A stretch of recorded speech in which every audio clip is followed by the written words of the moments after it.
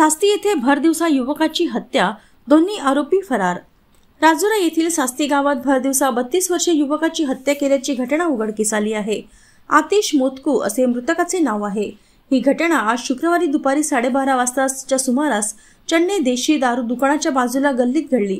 दोन भावंडांनी लोखंडी रॉडने वार केल्याने आतिश याचा जागीच मृत्यू झाला असून दोन्ही आरोपी फरार झाले आहे। मृतक आतिश याला काही दिवसांपूर्वीच एका गुन्ह्यात पोलिसांनी अटक केली होती। त्यातून तो बाहेर निघाला होता। नेहमीप्रमाणे तो गावात असताना त्याच्या मार्गावर आरोपी रेकी करत असल्याचे बोलल्या जात असून आतिश बाहेर निघाल्याचे आरोपींना माहीत होताच चन्ने देशी दारू दुकानापासून त्याचा पाठलाग केला।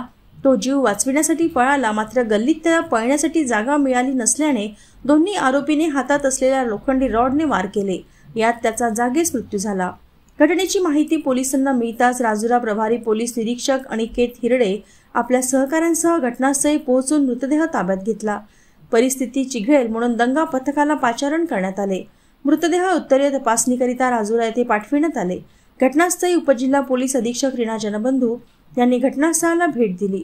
यावेळी स्थानिक गुन्हे शाखेचे पोलीस निरीक्षक अमोल कासोरे व इतर पोलीस बंदोबस्त उपस्थित होता। सदर घटनेबद्दल गावात तर्कवितर्क लावत असून सदर घटना पूर्व वैमनस्यातून घडल्याची चर्चा आहे। आरोपींविरुद्ध गुन्हा दाखल करण्यात आला असून पोलीस आरोपीचा शोध घेण्यासाठी 2 पथक तयार केले आहे। पुढील तपास राजुरा पोलीस करीत आहे।